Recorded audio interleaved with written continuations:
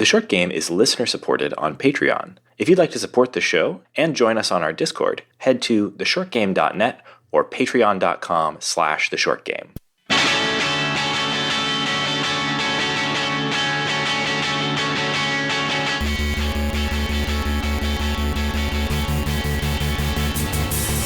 Welcome back to The Short Game. This is a show about short video games that respect your time. I'm Reagan Kelly, and I'm joined this week by two of my awesome sheltering-at-home co-hosts. Nate Heininger. And Laura Nash. And this week we are talking about a video game that we played that is called The Red Strings Club.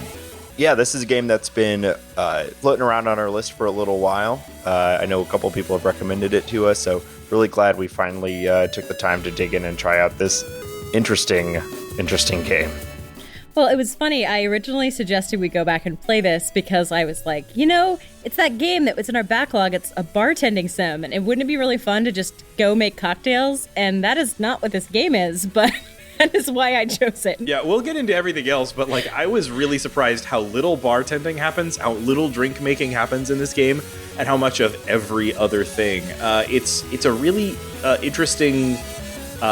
structurally, and I think the thing that's most interesting about this game is its dialogue and the way that it delivers that dialogue. It's very interestingly branching, but it's really marketed as being focused on the drink making, whereas I think you make 7 or 8 drinks in this game.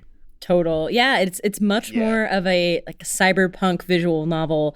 It's got a lot of feeling in common with Read Only Memories, but I think we thought it was much more of a bar game. It is much more of a revolution game. Yeah. Yeah, you said, let's play this drink-making game. Yeah, that sounds light and fun.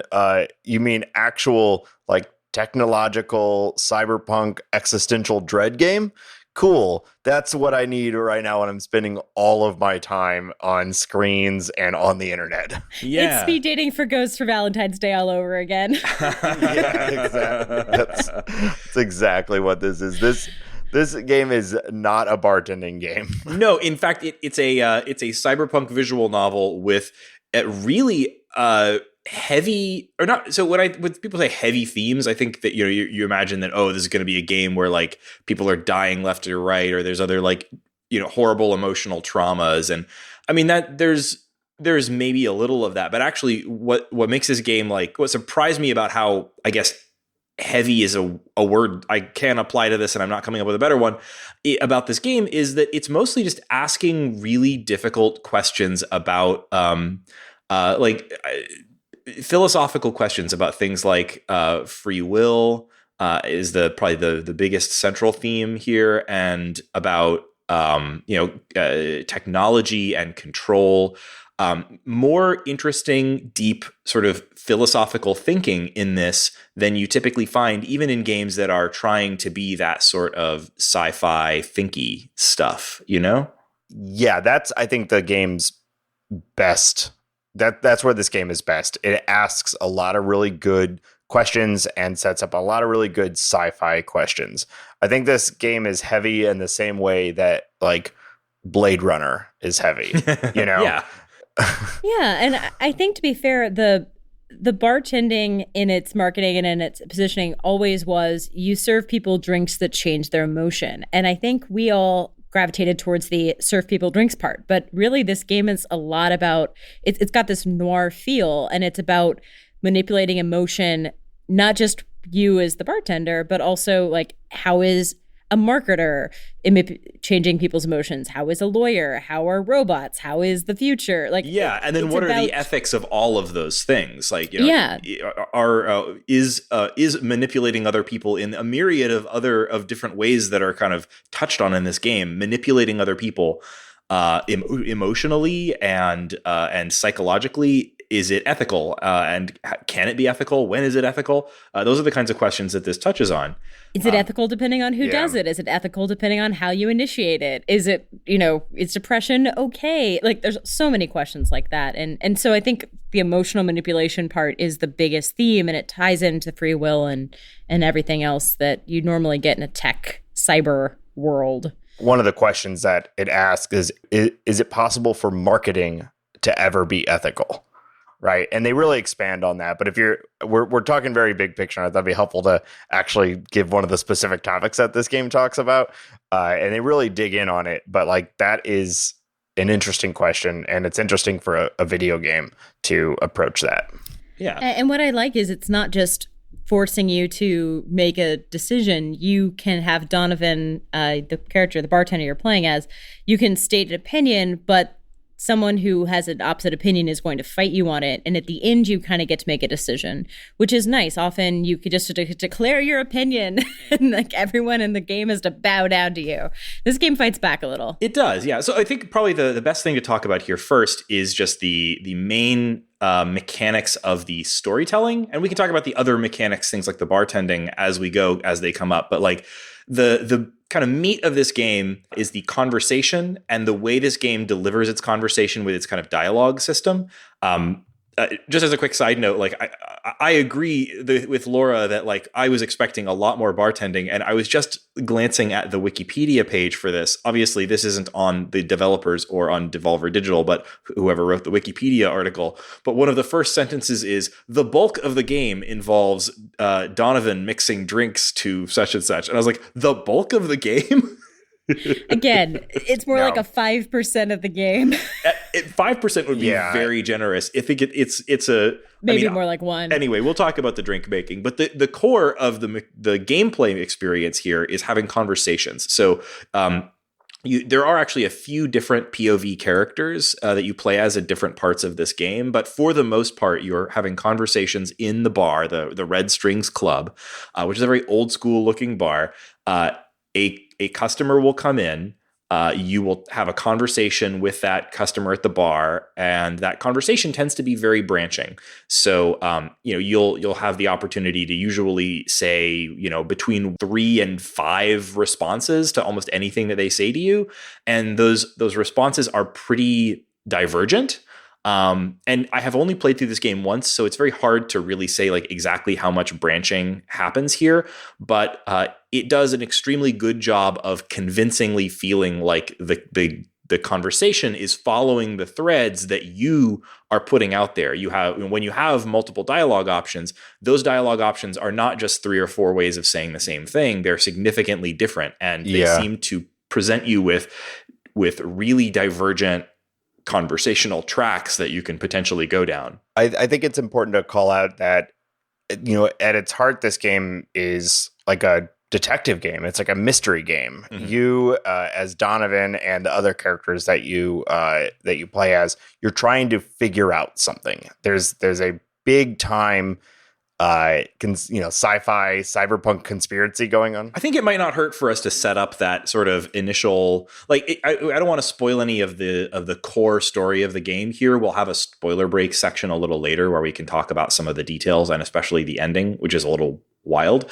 But I think it doesn't hurt to set up like the world that we're playing in and the sort of central thread of the plot. Yeah, I think you're absolutely right, because this game is all about branching dialogue, and I think it's really important that we discuss it, but it's helpful to know that you have a goal in these dialogues, right? Your purpose is try to learn information, and it really seems like the way this game is setting itself up is that as a player, it seems like hundreds, if not thousands, of different ways to learn this information. And that's what this game is really doing, is letting you choose who you talk to and how you talk to them and what drinks you serve them to learn the information in what order. I think probably at the end of the day, we all ultimately learned the same information, but we all went about it in very, very different ways. So I think, let's talk about what is like the big picture story here. What is the inciting incident? And like any noir, it starts off with a dame walking into a bar, except this is a robot and it is kind of bloody and falling apart. And what we find out is that Kara, walks into the bar and collapses, and you're Donovan, the bartender, and you got this hacker boyfriend, Brandeis, who kind of goes into her memory, and you're suddenly back in a lab with a pottery wheel like you do, and you're a robot working for a company called Supercontinent, making implants for humans. And I don't want to go too far into the plot, but there is some resistance movement that comes in, you make some changes, and the whole mystery is you're trying to figure out what this supercontinent company is up to. Like, that's the whole inciting incident, is taking this memory from the robot and unpacking it and figuring out what you can do to stop the big bad they're planning. Would you have to figure out what the big bad is? This is seems at start like very standard cyberpunk stuff, right? Big company basically runs the entire city, if not the world, and they are planning something nefarious. And the main characters, Donovan the bartender, is a information broker, which is one of those fictional jobs that comes up in every science fiction thing where they're like, I want a smart guy who knows everything. I'm going to make him an information broker. When's the last time you went to the information broker, Laura? I mean, I'm not a nefarious or resistance movement. Like, there's no reason for me to go to an information broker. The idea of an information broker as a job, I think, made a lot more sense to science fiction writers before Google. But anyway, yes.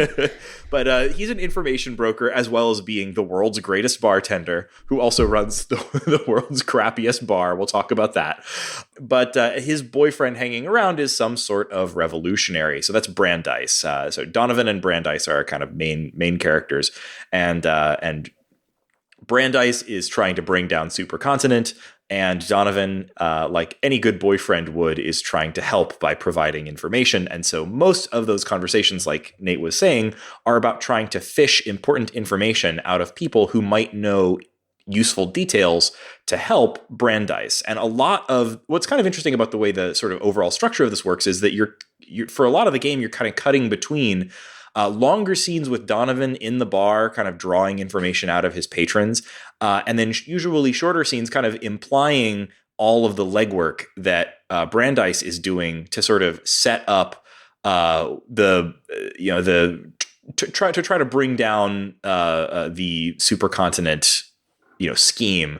So you don't see a lot of that sort of like, revolutionary work that he's doing. It's just sort of happens in phone calls for the most part with Donovan. Yeah, it's a really interesting balance, bouncing back and forth.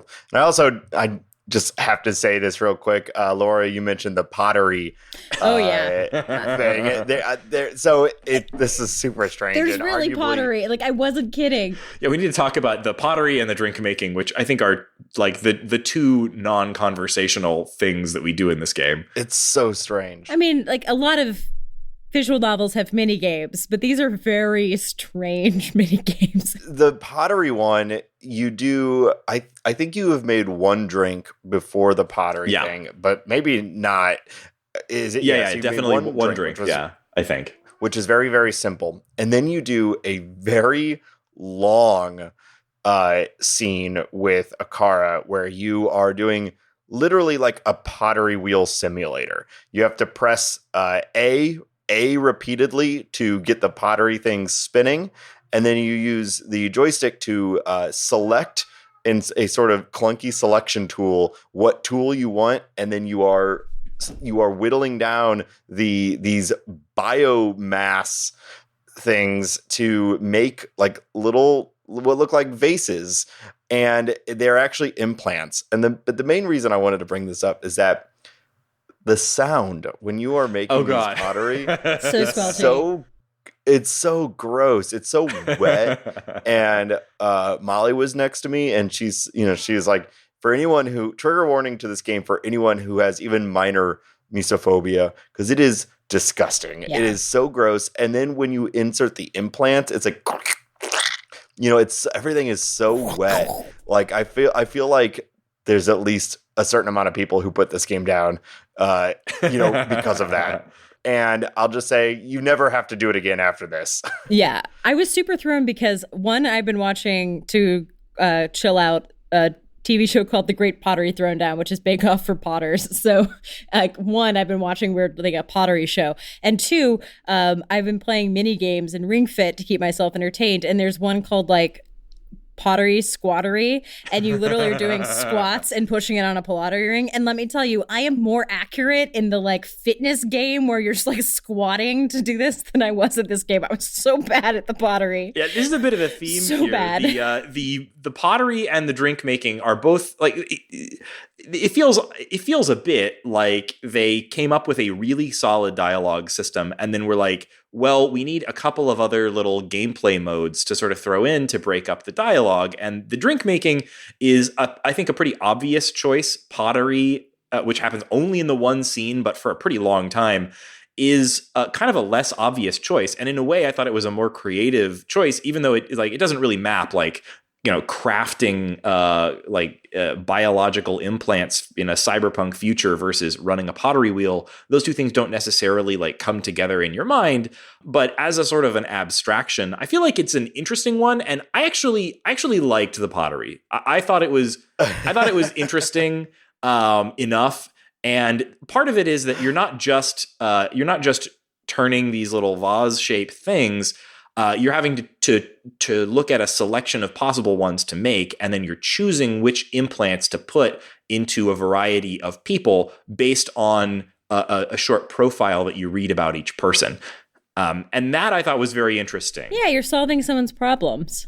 Yeah, the implant, the idea of implants and selecting what implant to put in the people, which it also certainly seemed like it had heavy impact on the story because I'm pretty sure there's some things that changed based on that. Yeah. But so that was really cool, and that was very cyberpunky and interesting, and I liked making those choices. The pottery thing, though, I was like, what was the decision making that this is what I would be doing? Because I think you spend more time overall making in this one pottery scene than you do in all of the drink. Yeah, I'm pretty sure you do the pottery at least 10 times. You do it until you solve people's problems in the first scene, and if you do what I think the game wants you to, you will try to solve it multiple ways before you get the like quote unquote right answer. Fortunately, it doesn't ever make you sculpt the same thing twice. Once you've sculpted something, a particular version of the implant, then you can just insert that implant again if it comes up again with another client. So you don't have to, but it's still a lot of that pottery. But honestly, like if it had been more of this kind of thing in the game, I would have been into it. I think this, maybe you guys feel differently about it. You obviously thought it was grosser than I thought it was. I didn't think it was that bad. I don't think it was gross. I think it was just harder than I wanted it to be using a trackpad on a computer. Oh, okay, that's fair. I played that part on the Nintendo Switch. I mean, I played the whole game on the Nintendo Switch. But like, for the most part, for this, I went in with the touchscreen. Because with a touchscreen, I felt like this actually felt pretty natural. You have to choose between a variety of different little tools. You're pressing a button in order to spin up the pottery wheel, and then you're kind of using the touchscreen to kind of like carve out parts of the pottery to match a kind of a pre-made pattern. I don't know. I overall, I thought this scene was really interesting because the pottery was like, okay, it was a little mindless, but it was still like, it was an interesting tactile thing. And I don't think it overstayed its welcome too terribly much. Maybe you felt differently about it. But then the whole like aspect of like, this is a robot trying to read brief profiles about people and try to solve their life problems by giving them implants that do things like try to make them more popular on social media or shut down their drive for success or other sort of psychological stuff. I thought it was interesting world building, and like that's not the kind of implants you usually see in Cyberpunk. Usually in Cyberpunk, people's implants are, and they do have these in this game too, the like, I want to plug my brain into a computer and be able to pull up information, or I want cyber eyes that can see in the dark. But here, most of the implants were things like that had an effect on you on an emotional level. Things like making you like more ambitious, or more persuasive, or other things like that. So I thought that was interesting from a world building perspective, and the sort of no wrong answers puzzle of trying to solve people's problems by picking from a menu of psychological changes that you wanted to make to them was, I thought, very interesting. Yeah, so there's a first round where you have like answers, but then there's a second round where executives of this company come in and you can put what you feel in them, and that changes the game. I realized after a while you can click on, like in mine it was the upper left corner, and you get like a map of your decisions over time. Yeah. It is a bit astonishing how many different things they are tracking, because in something like Life is Strange, you get the little butterfly in the corner like 4 times a game. This was happening like 80 times.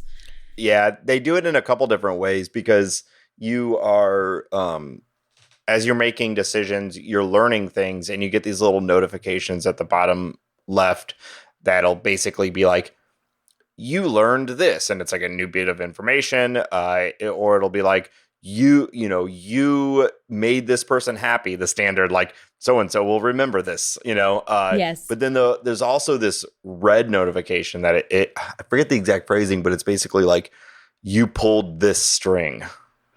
And I thought that was really, really interesting, because that was clearly indicating that you were changing something with the way the story was going in a more dramatic way. Yeah. So obviously the like weird pottery thing is like a pretty strange. I feel it's particularly strange given how early it is in the game, that it feels like this big chunk of the first 30 minutes of the game are all this pottery thing, and then that mechanic disappears because it really just sort of serves its one purpose in this one spot. I was expecting it to come back given how much sort of care it had in that moment, but the other big non-dialogue interaction that we have in this game is, I think, more interesting in a way, but also I felt like more of a failure. That's the drink making. So I was expecting to do a lot of drink making in this game. And also I'm a person who loves cocktails and loves making cocktails. And so I was kind of excited about making cocktails in the game. But like could somebody describe how cocktails are made in this dystopic future? It's like how you would make a cocktail in a bar where you only had up, down, left, right. It's like if a 12-year-old like raided their parents' liquor cabinet. They had 4 random bottles, and they were like, "Cocktails are where you mix these, right?" Like, oh, dude, these are disgusting. It's literally, you have absinthe, tequila, vodka, and bourbon, and no mixers. Your cocktails are what blend of those are you going to serve to a customer? And we're supposed to believe that like this is a genius bartender who can speak to someone, doesn't take orders of drinks, but instead speaks to someone and wants to craft a perfect cocktail based on their mood or to manipulate their mood. I think it's supposed to be that he is like that. There's like magic going into him. It's not. I mean, you invoke a muse at the beginning of the game, yeah, so like it doesn't. Yeah, it's like yes, it's a horrific swirl of 75% tequila and 25% bourbon, but also it was made and 2 ice cubes. But it was made with magic also. So I think that the intent or the impact on the game that it has is way cooler than the execution of the drink making. Yeah. But basically, you at the start of any conversation with one of the clients, and then at any time within a conversation or before you ask like a big question to one of these clients, you'll have the option to make them another drink. So you could technically, if you wanted to, you could make a ton of drinks in this game, but I never really felt compelled to do that. And I think we'll talk about that here in a minute. But the actual mechanic of it is whenever you're going to make a drink for someone, you have this little row of the bottles of alcohol on the table that you have to take your cursor, click to pick up, and then hold your cursor to click and use and spin it. And it like physically pours out and you have to spin it back. And so you're actually like physically picking up these bottles and pouring in the alcohol. And when you're doing that, it's moving a circle over on the left hand or the right hand side of the screen. It's called the Soul Disc. I don't know why they felt the need to give this a name, let alone call it the Soul Disc.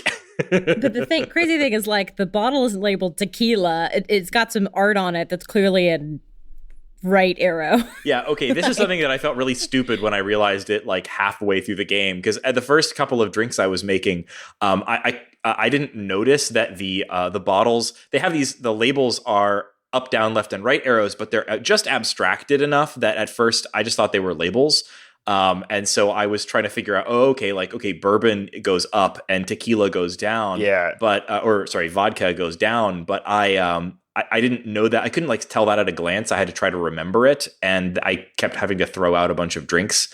I felt real stupid when I realized that that's literally on the bottles. I just was, but anyway. It's good. It's good iconography. So you're, so depending on how much you pour, like if you pour a little bit of bourbon into a glass, the circle moves up, right? If you pour a little bit of vodka, it moves down. And you can only pour so much into the glass. If you pour too much, it just overflows. But what you're trying to do is also in this same part of the screen where your little circles, your soul node or whatever, soul disc is, your soul disc is moving up and down. The soul nodes are the moods. The soul disc is your. There we go. Oh right, yes. So you're moving. How your could soul I get disc those around. confused? Excuse me. Yeah. Why do we have this terminology? You're trying to line up your soul disc with your soul nodes. With a soul node. That makes sense, right? Everyone knows it. Yeah. Common mechanics. Drink making 101. We've all been to TGI Fridays, right? So they on the screen will be between like 2 and 4 soul nodes that have an emotion connected to them. And depending on who they are, the emotions range. But like for one of the characters who is she is young and she's outgoing and she is a marketing director. Hers are lust, like envy, madness, and something depression. else. I forget what Euphoria, the other one. depression. Yeah. Okay. And so before you ask your questions, you are going to be able to mix a drink that will basically make the person feel the emotion that you line up your soul disc to the soul node. Right.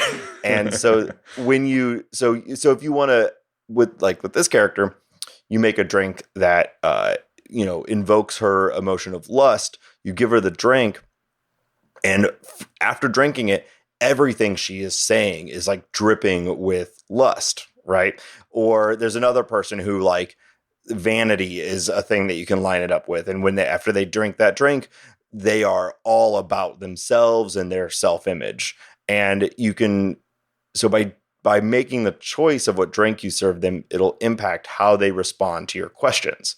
And it's a really interesting mechanic. The drink making itself is kind of tedious and kind of boring. I want to talk about this because I think I had more trouble with the drink making than the two of you guys. So I think it's because you were on Switch. But yeah, I'd love to hear about that. Well, I did it on Switch though too. I don't know. I found it pretty easy. I have a suspicion, but I want to ask about something in particular. Anyway, the drink making part, the actual physical part of it is.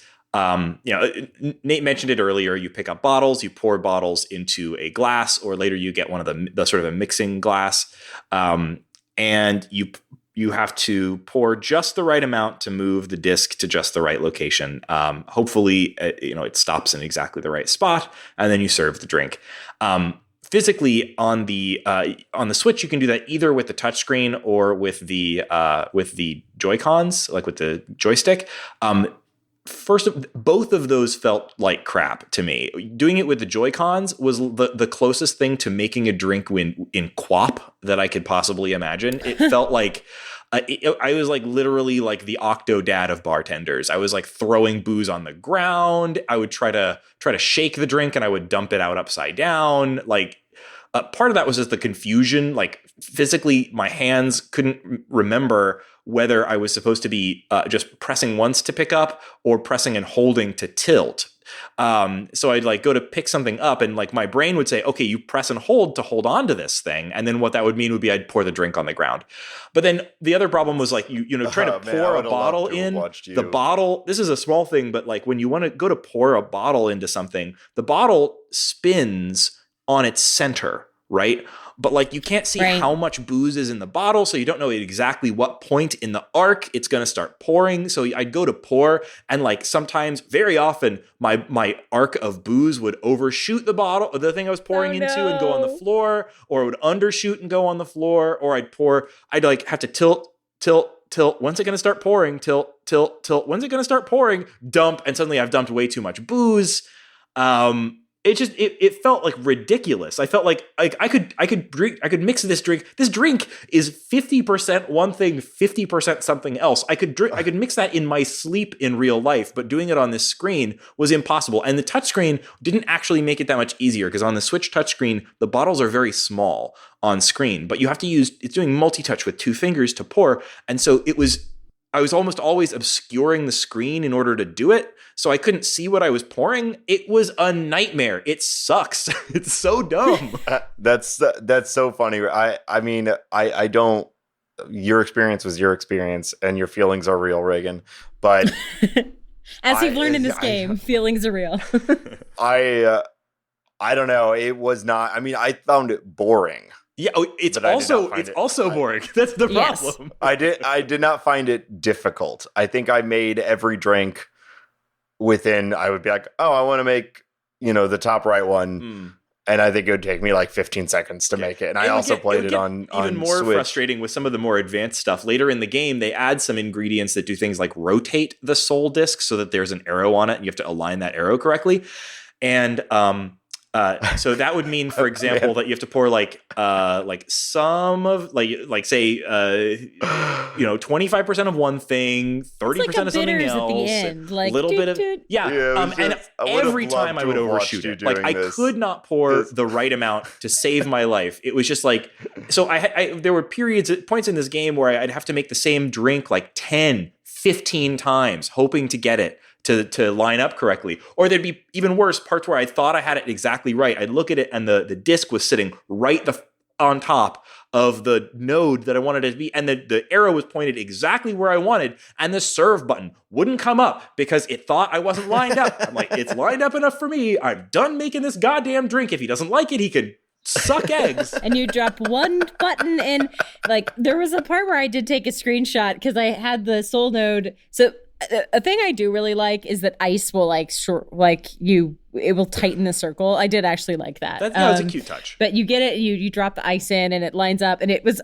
like completely off except for 1 pixel, and I was like just dropping single dots of things in there, but that was the only time. I found myself doing that, basically what is the smallest amount I can possibly pour using this incredibly fiddly interface, like to try to like just inch something a little bit the direction I wanted it to go. Oh, it's so imprecise. I think my new favorite part of this game is watching you just now screaming about the drink making mechanism. Okay. So I do want to say though, the drink making has one key saving grace. Playing it sucks, but what it represents in the game is a really clever thing in the context of the thematic context of the game, because this game is very concerned with, and without getting into the spoilers of like what the big plot is, this game is very concerned with the whether it's ethical and the ethical implications of manipulating people mentally without their consent. And a big chunk of the game is about trying to stop a plot that is essentially doing that in one form or another. To what ends, we don't really know at the beginning of the game. But from the first moment of the game, that's also what you're doing. You're making drinks. Your muse is helping you make drinks that are emotionally manipulating the people sitting at your bar.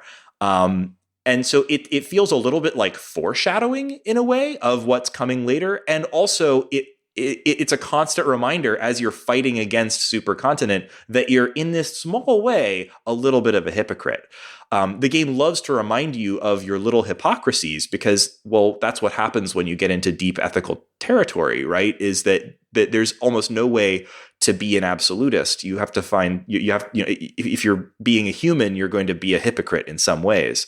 And the game loves to point those things out to you. Yeah, that is where this game shines. Mm-hmm. Is it's writing and it's the questions that it asks and the way that it challenges you as a player and challenges its own world building. Like there is, I mean, I was ranting about pottery making, and Reagan, you liked it.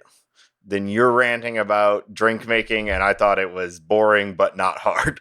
So there's obvious like gameplay stuff that was a problem with this game, but a lot of that is saved by how well this game tells its story. It's paced really well. I said this before we started recording, but like when I finished this game, unfortunately, one of my first thoughts was, I think this might have been a better like mini-series.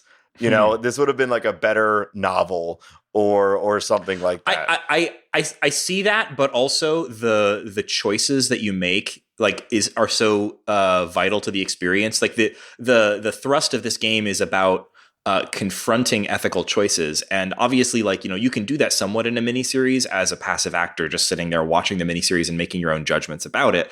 But, you know, having to make those ethical choices as a part of the narrative is the core of this experience. And yes, in a way, like, it's an interesting enough story that it would work in a different medium. Yeah. But like, this is a video game. It's implicating you in it, which I think it's interesting. Like, it's not like, you know, the movie Cabaret, half of that movie is trying to make you feel like you also would make the decisions of the person. And they literally stick mirrors up. And I keep thinking like, oh yeah, they want it to be a video game where you make the decision.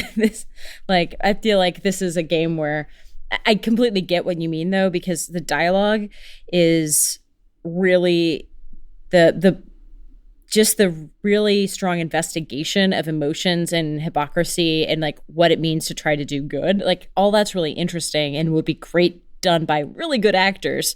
But yeah, I think also why this stands out to me is that I don't.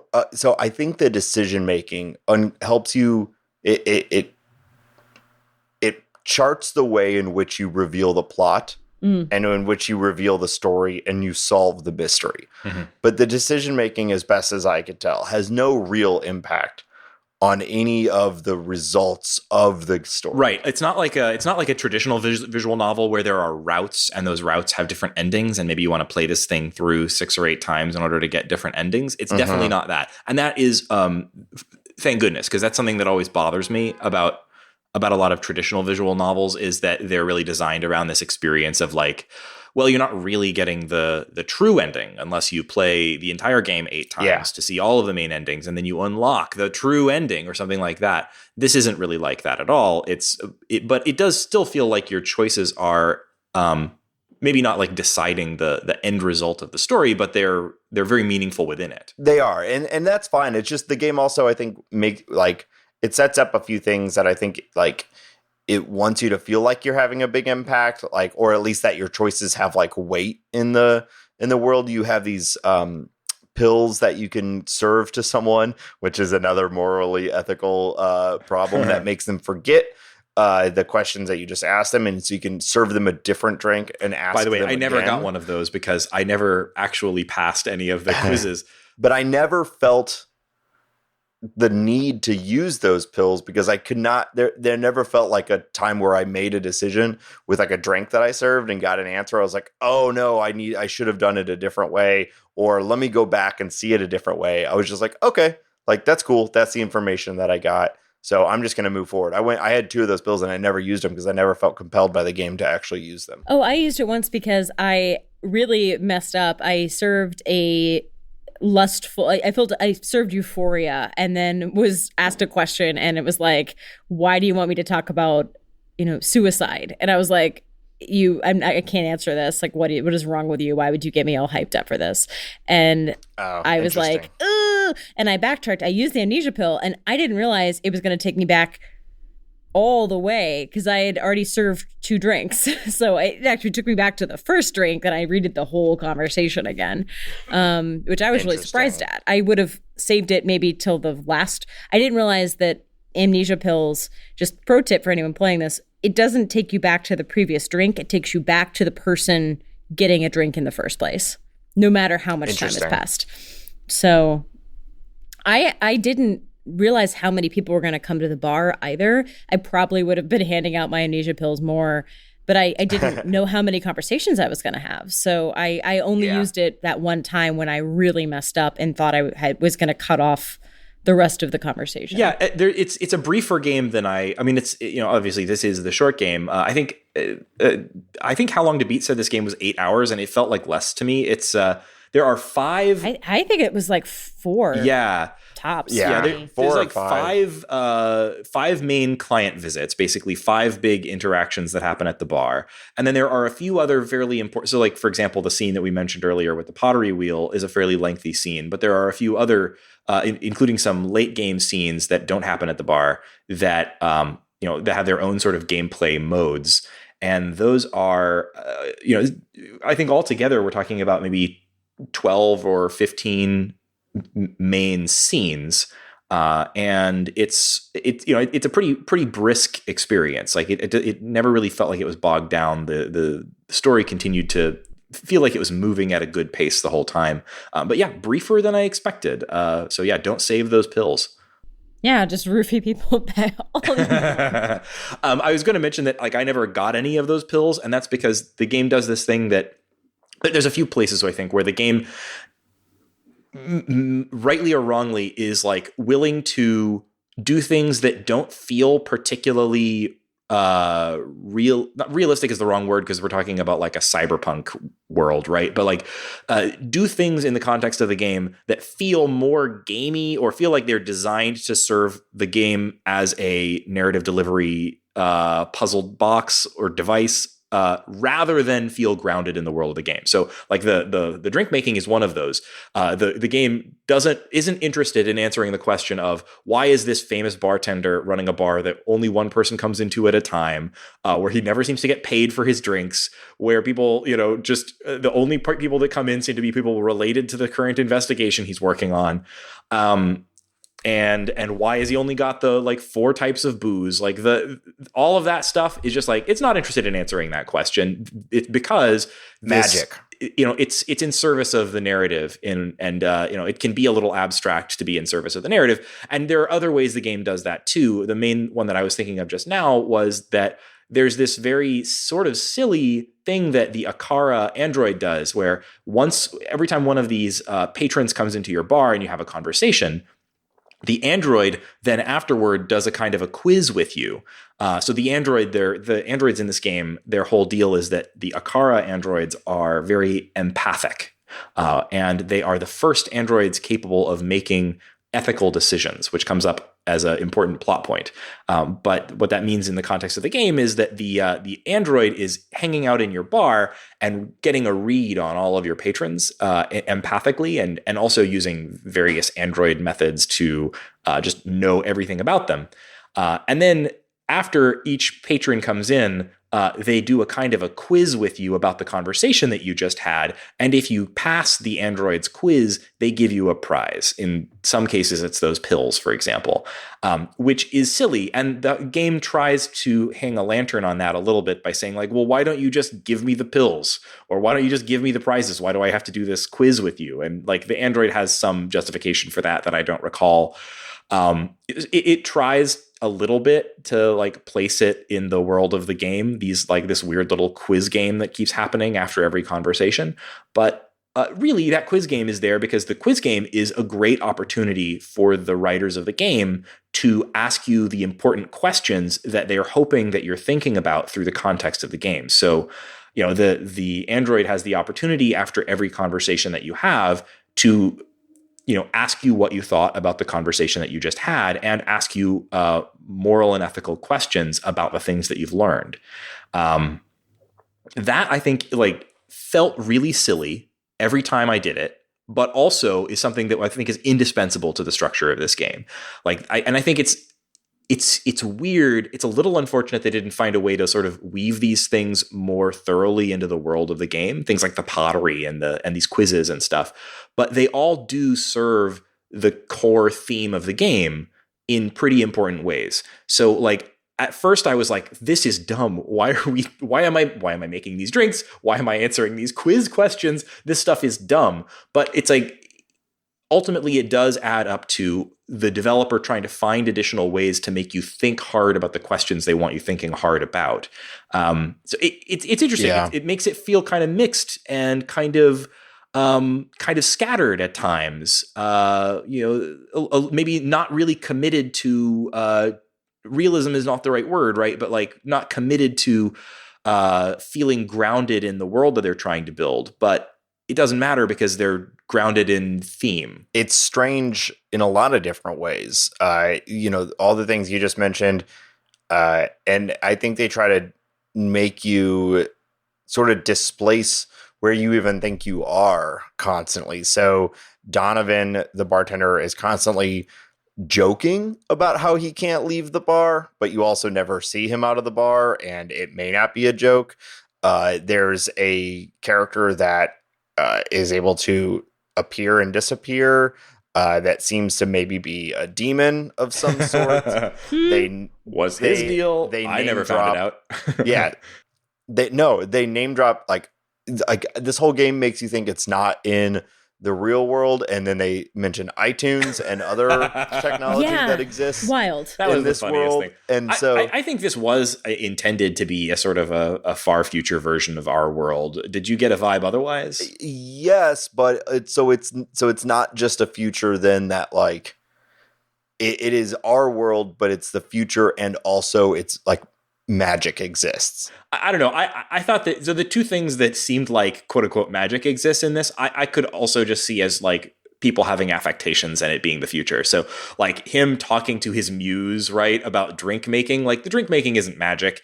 Like it's a little contrived, but it's not completely out of the realm of like. But it absolutely this game does has magic, the and there's a character that is literally a magic character. Are you talking about ghosts? Game. Yeah. Yes. I don't think so. Like people disappearing in plain sight is very cyberpunk. He's wearing some kind of suit that does it or something. I don't know.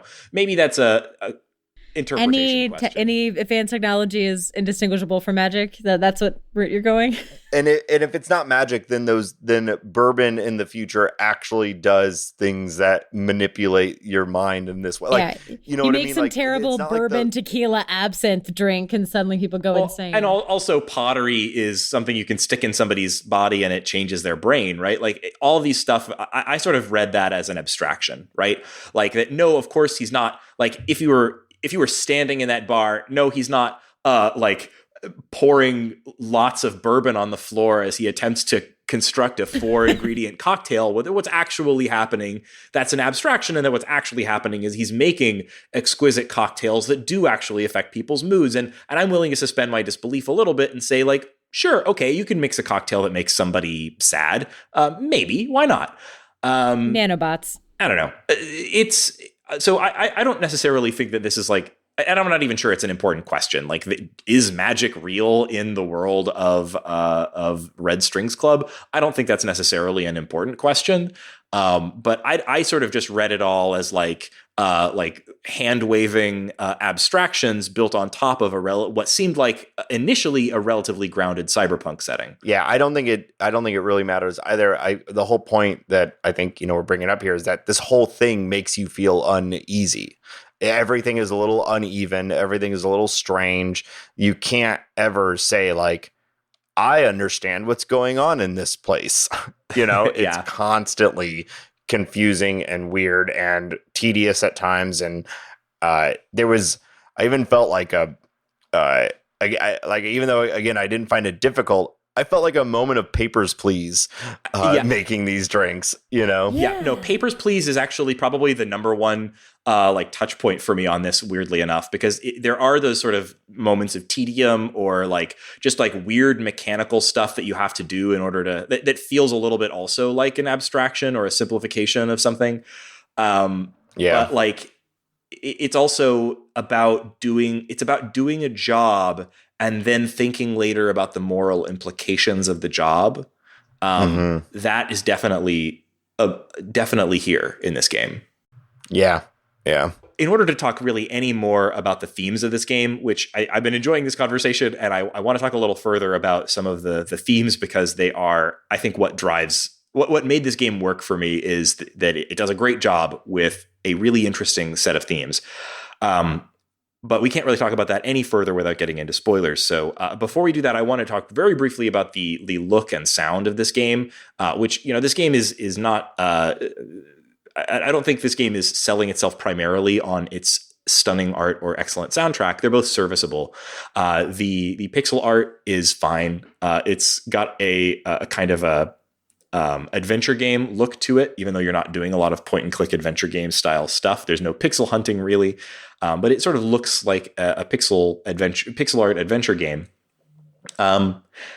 One thing that definitely annoyed me about it visually, and I won't spend too long talking about this because it's boring. It's just one of my little things that bothers me. But this game is clearly designed to run at 1080p. I think it came out initially on PC and was ported to the Nintendo Switch. Looks great if you're running it on a 1080p screen. If you're running it on the Switch in handheld mode, it will probably look great to you because your brain probably isn't broken in the way that mine is. But something that I immediately noticed is that it's doing a really strange scaling to bring that 1080p image down to the 720p image of the Switch screen. The trouble there, of course, is that 720p and 1080p don't divide evenly into each other, right? So if you're scaling an image that was built to be like very sharp pixel graphics on a 1080p screen and you scale it down, you're going to be scaling it such, and you're still trying to keep it have those like sharp pixel edges, which they definitely want here. Then you are going to end up with some things that were, say, 1 pixel wide on your 1080p screen that are 1 pixel. And when I say pixel, I'm talking about the big chunk, not the actual physical on-screen pixels that's like part of your display. I'm talking about like let's say a character image, and that character image is say 5 pixels across, and you scale that down to 720p, then you can't just divide that in half or something. And some of those pixels are going to scale down correctly, and others are going to have to be. So the biggest thing that this is obvious is text. Let's say you have the letter A on your screen, and the letter A is made up of a vertical line and some horizontal lines and one that's diagonal or something like that. Well, when you scale that down, depending on where that A is on screen, sometimes, for example, a vertical line will be 2 pixels wide and sometimes it will be 1 pixel wide. So like looking at text, the letters across the text look different depending on where they're placed on screen because of the scaling algorithm. And it's extreme enough that like you'll have like the word all. You got 2 lowercase letter L's right next to each other. One of those L's is wider than the other, and they're right next to each other. Like it looks freaking weird. And it also applies to the art of people's faces. So for example, like you'll have a pixel art of a character who moves like a hair to the right or left on screen, and suddenly their eye goes from being 2 pixels wide to 1 pixel wide. And it looks like it's trying to express something. Like, did they just wink at me? No, they just moved on screen, and the scaling is weird.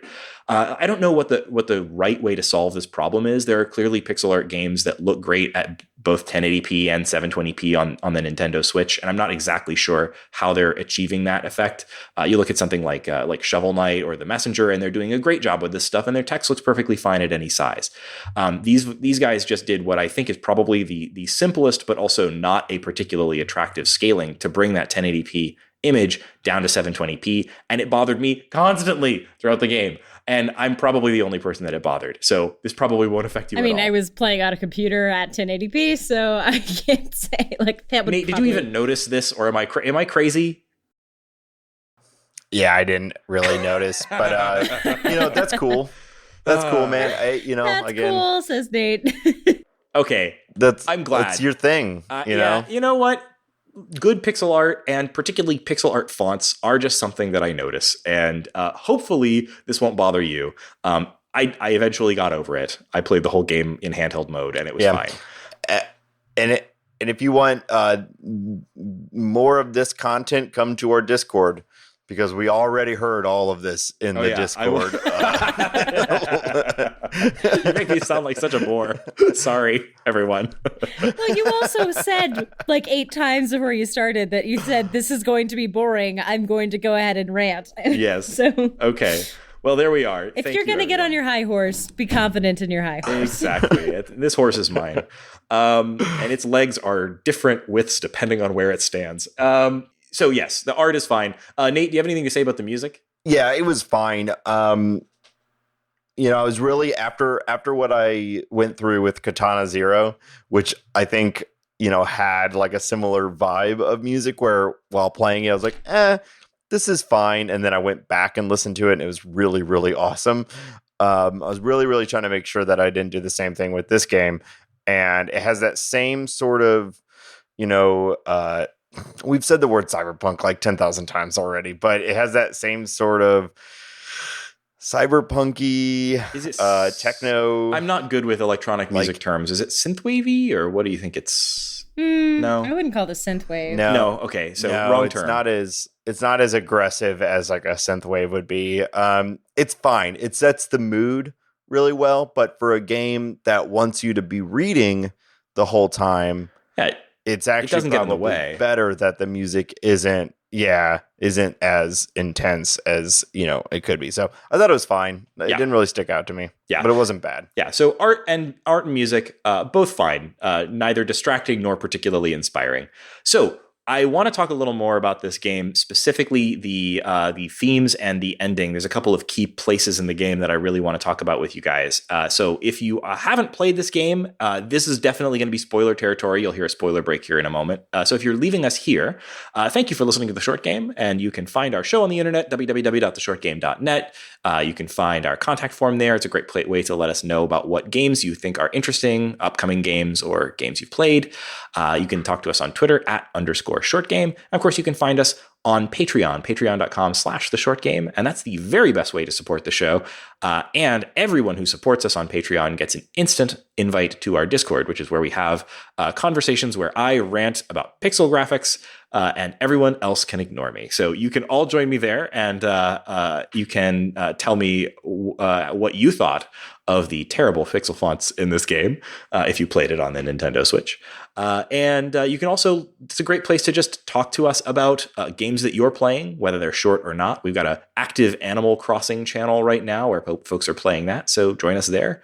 I don't understand what is going on exactly, but there's something with turnip prices that our Discord is hyper focused on. And I just keep seeing little push notifications. There's a lot going on with turnip prices, it seems. So get in the Discord if that's what you're into right now. I very much enjoyed following the Animal Crossing discourse, even though I'm not playing it. So if that's interesting to you, jump on in. And of course, you can find me on Twitter. I'm @ReaganK. Laura, where can people find you? You can find me on Twitter @LauraJNash. And Nate, where can people find you? @NateSTL. And ladies and gentlemen, here it is, your spoiler break.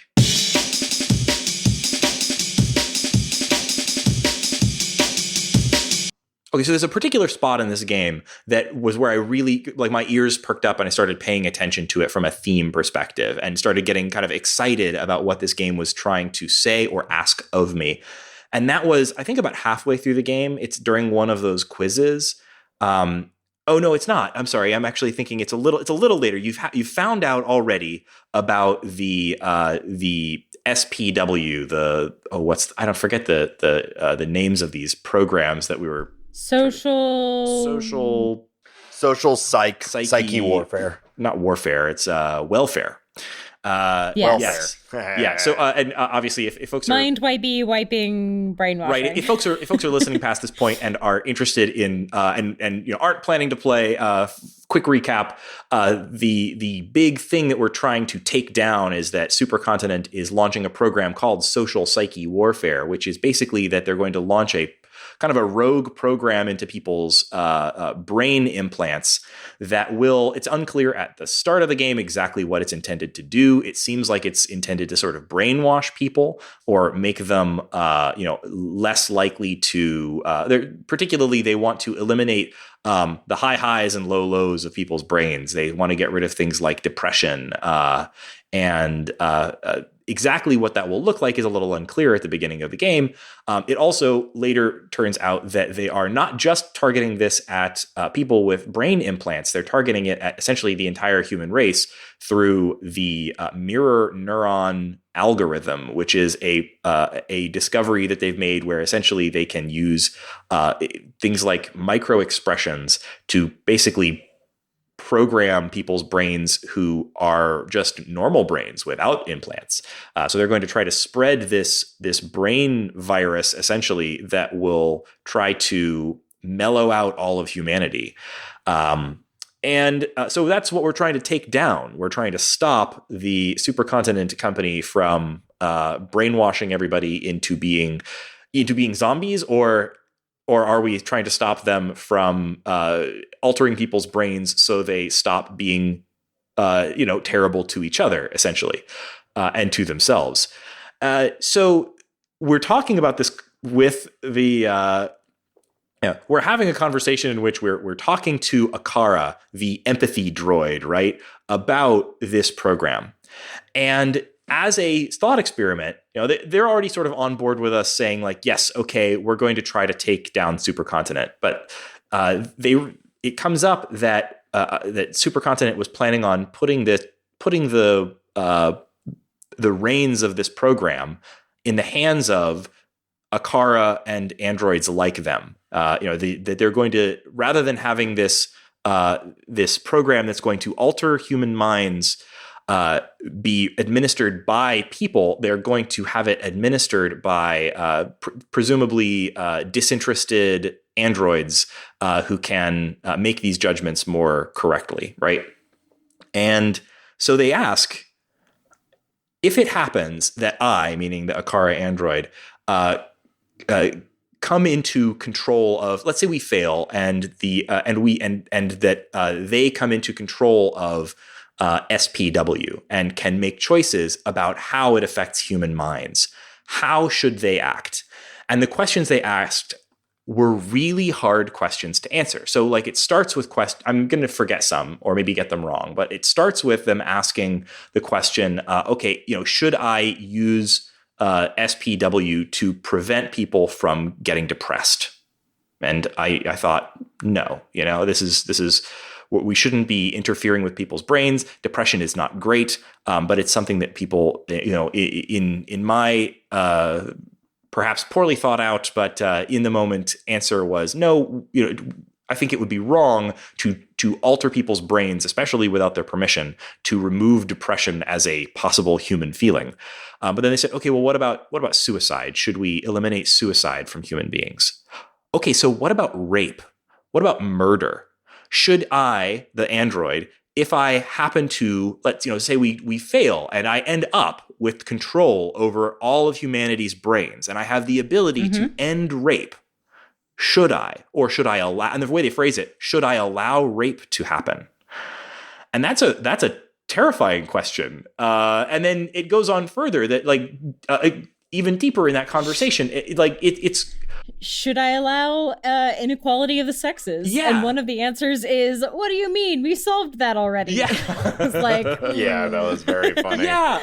These are questions that okay, that's deep end stuff. And then of course, you do your best to answer these questions. And at least for me, I couldn't take a hard line either way. I of course said no, we should allow people to be depressed, but perhaps we shouldn't allow them to be raped.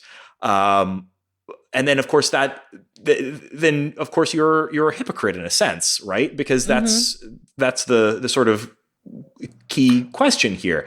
Yeah. The one I said no to rape. I was like, yeah, of course. No, don't rape. And then murder. I was like, yes. I actually did the same thing. And I was like, I was like, wait, hold on. Why did I feel that way? Why did I feel like, okay, murder, you could see where there's because I was maybe you accidentally kill someone, but I don't think you can accidentally rape someone. And I was like, why is this? Yeah, and that was my justification as there's no such thing as I was like, oh, this is all getting real. And then of course, if you do any adjustments, she's like, well, you don't want this to happen, and yet you want to make adjustments to humans. Right.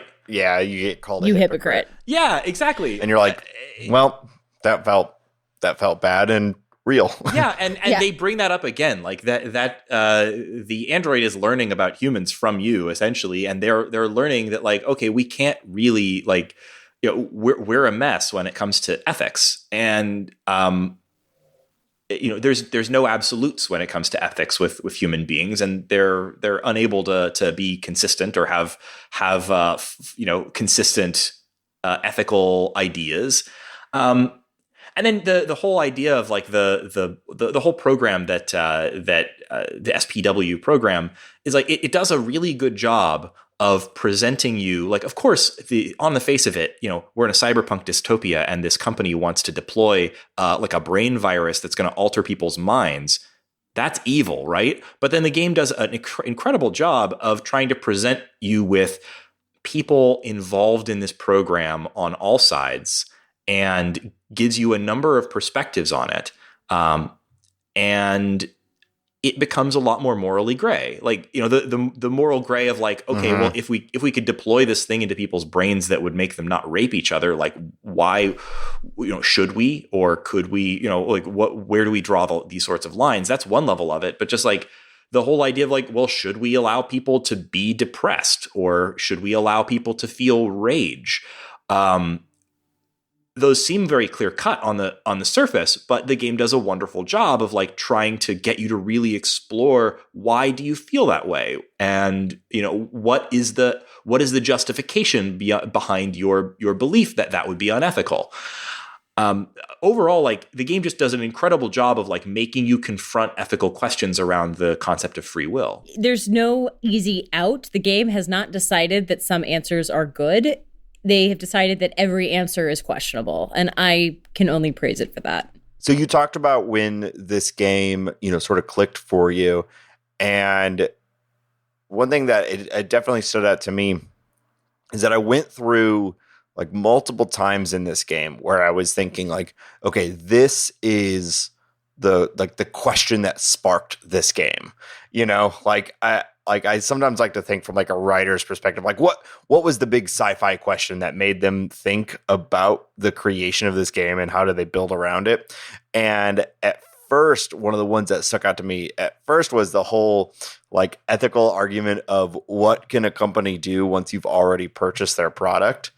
And that was one of the first ones, right? And I was like, okay, so is this whole game going to be about companies, who owns a product after it's purchased? iTunes, the video game, right? Yeah.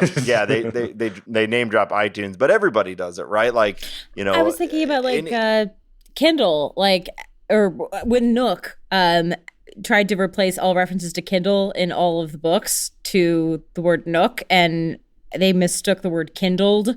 So a lot of books about like fires said that things got nooked. I hadn't actually heard about that. That's terrible. So that's like the first time people realize that they don't own ebooks. They're kind of borrowing them. Yeah. And I think it freaked out a lot of people. Yeah. And so what really started to stand out to me though with this game is like, so that was the first, when I was playing this, that I was like, oh, that's a good sci-fi question. I wonder how far this game is going to dig into that. That must be like the inciting question that created this game. And then it just gets deeper and deeper and keeps piling on these questions. I was like, oh, there is not really one big question that this game asks until the very end. Yeah. Do you want to, let's talk about the ending. Yeah. I think that's where this game started. I think they started the game with this idea for the end and worked all the way backwards from really? Because like I feel like they had all the questions they wanted to do and were like, crap, we need to end this. Like, the end felt so I could see both ways. It's definitely, the ending felt like a bit of an abrupt turn, although like I don't know, Nate, you felt, it seemed like you felt like the ending explain the ending and what you thought was an abrupt turn about it. So it turns out, and I think there is zero foreshadowing to this. Now, maybe if I played it again, I would feel otherwise. But it turns out that the Akara robot basically is an emergent AI that came to life from the internet in 2009 and has spent its entire existence. And we don't know what year this is. I don't think we do, but this is certainly far future. Far future. So it's an emergent AI that has gotten so big and so powerful. It knows literally everything. And it's gotten so big that it essentially controls the world. And the way in which it controls the world, though, is by influencing people around the world to enact its desires. So, they say you have no idea what the right tweet in front of the right person at the right time can do. And they don't imply, they straight up say that the creation of the company, Supercontinent, the CEO, the creation of the Akara robot was all guided and created by this emergent AI, and that each piece of this story was all developed, designed, and an expression of this AI's wants. The creation of the robot, SPW, all of it was the robot's idea. They just influenced humans to enact it. And then the counterinsurgency to take down SPW, all that was also created and influenced by this AI. And so this whole thing is just puppet mastered by this AI. And that all comes out in the last 3 minutes of the game, and then it's done. And the reason the Red Strings Club matters is because they were the one divergent string. Right. Those crappy cocktails were the one thing that the global AI didn't understand. Yeah, it's the Matrix. They're the one. Of this world, and it's just so. I think that is the ultimate sci-fi question, and that's why I think they worked backwards. Right? What if there was an AI that had gotten so powerful that they were able to control the entire world through influence and not through direct power, and then you unpack from there what are the ethical quandaries of a computer that can do that, if it is actually trying to for the good of humanity. Is that a good thing? Is it a bad? It all sort of filters down from there.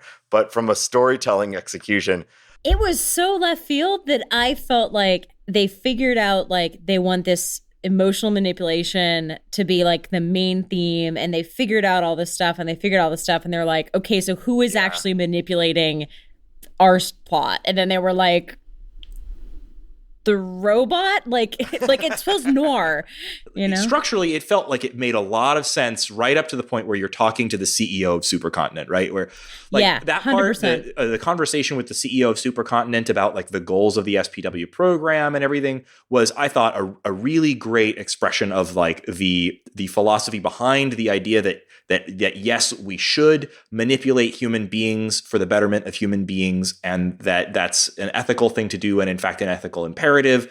And then I feel a little bit the developers at that point said okay, well, what if we went one step further, and even the person doing the manipulation was being manipulated themselves, and everything is a manipulation right down to the very bones. And it felt a little bit to me, it didn't feel like that was where they started. It felt a little bit like that was where they ended, was a cherry on top of this story would be what's the best mindfuck ending we can give this that still, in some dangling way relates to our theme. I don't know. I didn't find that particularly great. I was, however, near the end, the conversation with the CEO, I thought was great. That whole portion of the game was real good.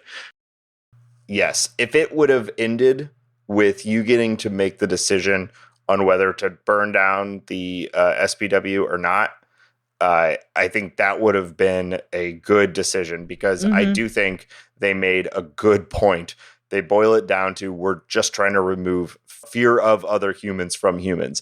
If we could just get rid of that, then humanity will propel itself to a new frontier. And I was like, that is actually a really good argument, and in that game I would maybe make that decision to do it, right? And I was expecting to be able to make that decision, and in a way you kind of do, but then it all gets undercut when you find out that it doesn't matter what decision you made in really any of this, because you were being manipulated from the beginning, and every player was just a puppet in this robot scheme, and then the game just ends. You don't even get to do anything with it. You have one option to tell Donovan about it, but regardless of, you don't know, it just ends. And I was like, if you're going to do that, give me another hour of this game where you get to unpack that. And maybe there's some more that happens where you ratchet up the plot to bring down now this, right? Let it scale with the story, but just ending it there, it left this whole game feeling a little uneasy for me when you add in all the gameplay stuff that we talked about earlier. That was like uncomfortable and not fun. I'll be honest. I also agree that like the ending was a bit of a misstep. I don't think it spoiled the thing for me. Like I was still riding high on like ethics question galaxy brain from the like near the end of the game. And so I do think that basically the last, say, 2 or 3 minutes with the big reveal at the end felt like a misstep to me. But even so, I feel like it still ended with a good emotional beat. You know, the call to Donovan as Brandeis is falling out of the building to his certain death. That's a tall ass building, by the way. That a long conversation while he's literally in mid fall was a good emotional beat. And so, like, maybe that last bit was but like overall, I felt like it still ended pretty well. Yeah, and I will say that I did end this game on a petty note because I didn't think that the relationship was very strong. So when he had a choice to say, like, I love you or like, this is the conspiracy, I was like, oh, he's definitely going to talk about the conspiracy because I did too. I did not. Yeah, I went with the I love you because I don't know. I kind of bought their relationship. You know, we didn't talk too much about the characters as characters. Like the characters are largely here as like pieces of a larger puzzle, people to get information out of, and so on. But like, I did think that the characters were decent. It's not like strongly gone into before the ending, but I was on team Brandeis XOXO Donovan. Like, yeah. But you also figured it out at the beginning of the game. Me had figured it out about 2 or 3 minutes. Yeah, okay, that's very so true. I was like, and then I think a lot of the other characters were pretty strong too. I really liked Larissa. I thought she was a fun character, and I think they did a good job using her to kind of raise the questions of like, okay, marketing, is it ethical, and is it if manipulation is bad, then is marketing unethical, that kind of thing. And then I liked Naima as well. All the characters I thought pretty good. Yeah, they were all also like really quick and super willing to turn on this company too. But then I guess if everyone is being manipulated and everyone is a part of the plot, then it's like, it's just hard to know what was really real or who had been already primed by the Akara AI to like be a part of the plot, or by their implants. One of the things I liked best about maybe I don't know whether you guys ended up with a different solution here or different result here. Early in the game, during the pottery scene, you put an implant into what's the character? Is it Joanna? Yeah, Joanna. Something. What's her last name? Doesn't matter. She's the Sophia or something like that. No, I think it is Joanna. Anyway, she's a character that is a high executive at Supercontinent, and you can turn her to your side. So I think you get choices about what you put in them, and I put something in her that made her depressed. And then, and she was going to jump off of a bridge, and then I managed to talk her down from the bridge, and then she became part of my team, so to speak, and helped with the investigation. Yeah. Did you guys have that similar kind of path with her? Yeah, I put the hippie in her, which made her feel emotion. Oh, interesting. And was she about to commit suicide, or what did she? Yeah, she was still, what had happened was like, she had suddenly, the hippie makes her feel empathy and made her feel emotion a lot stronger. You still got the bridge scene, but it was like she'd already been having doubts, but all of her feelings were like incredibly heightened. So she felt basically like it was almost like a manic depressive. Like it was almost like she felt she was having manic episodes. I had the same as Laura. It was the empathy one. Yeah. So that's what I was saying at the beginning of this, is that I think everybody probably has the same story beats in this game. It's just like the way in which the information is like shared with you changes. Cause I had that same. Yeah. And I did look up something cause I was trying to figure out like out of a beat that happened, and I looked up someone's Let's Play, and I think Joanna, like, they didn't even have the jumping off. Like, maybe she didn't, like, come back. Maybe she did jump off. Like, I think you can actually either not have that scene at all, or, like, if you don't find out about her in time, or she'll jump off the bridge. So, like, she might not even be a character in the rest of the game. Yeah, it's definitely, I'm pretty sure it's possible to lose her at that point. Yeah. Yeah, I would imagine like it's pretty clear that you can, that she will jump if you don't handle it correctly. It was not too difficult to handle it correctly, but it seemed pretty obvious that she will jump. There was also a part later in the game where you get to choose like one voice to keep. Like, you get to go into this scene with one voice. And I chose, I think, Edgar's voice. And then during that whole phone call detective scene, you uncover the ability to get Edgar's voice. And Brandy says, like, oh, dang, I didn't need to choose this one. I could have just found it anyway, which was funny and like, oh, dang. So I just double checked my notes, and I forgot that in the bridge scene, if you give her punk, she actually points a gun at you. She's not jumping off the bridge, but she might shoot Brandeis. Wild. I gave the other guy the punk, so... Yeah, there's definitely a decent amount of branching in this, and in ways that aren't necessarily obvious or expected. Things like dialogue choices that you make in conversations with the Akara android early in the game crop back up in their conversation later. For example, like I said something like in a conversation where they were nearby but not involved in the conversation, I said something like that the Akara android made me uncomfortable, and then they like held it against me in the final scene. Yeah. Oh, funny. I said that they made me happy, and that, came up in probably in that same spot, but they were like glad that I had said they made me happy. Interesting. Yeah. So there's a lot of that kind of thing in this. I think it does a pretty surprisingly good job with having real themes. A lot of video games writing is kind of graded on a curve. Where you're expected to write naturalistic dialogue and maybe do plot well, but themes are not something that a lot of people really judge very clearly about video games. The actual the idea content behind a work. It's something people talk about sometimes in reviews or what have you, but it doesn't always. It's not something that video games always do particularly well and aren't always really asked to. This game doesn't land a lot of the stuff that would be table stakes in good writing in other mediums. It's got decent dialogue writing, but it has weird stuff in terms of like the setting. And, we already talked about some of those other things that were just sort of like weird world building that just felt discordant or weird. But what it does really, really well, better than a lot of games I have played, is have a pretty specific, interesting theme to explore, and then ask you questions, both directly and as part of your gameplay that like explore that theme in some interesting depth and have surprising results. I can't necessarily say like this is one of my favorite games ever or anything like that. Like this is a game that like I liked it pretty well. There's a lot of things about it that I would recommend about it.